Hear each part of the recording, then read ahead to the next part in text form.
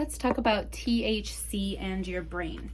So here I've got a THC molecule, and it binds to a metabotropic G protein coupled receptor.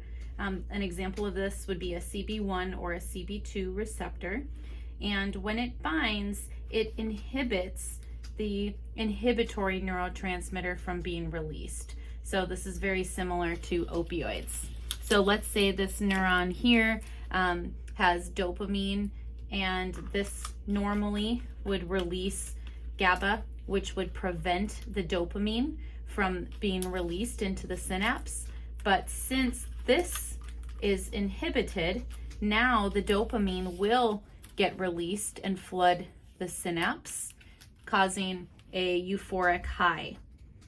You've got CB1 and CB2 receptors throughout your body, and depending on which part, for example, CB1 receptors in your hippocampus that bind THC, the impact will be on your perception and cognitive effects, your memory.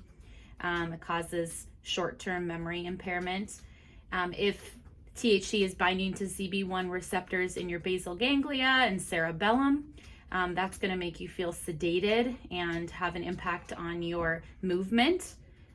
And if THC is binding to CB1 receptors in your spinal cord and brainstem, that's going to give you the analgesic effects, the pain relief. Some other effects of THC is that it stimulates your appetite, and it can also make you feel more anxious.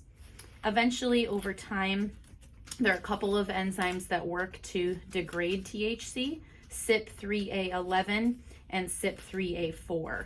THC does have a long half-life, about 24 hours, so it does stay in your system for a long time. It's fat soluble, and so those physical and mental effects can actually last a couple of days after the person uses THC.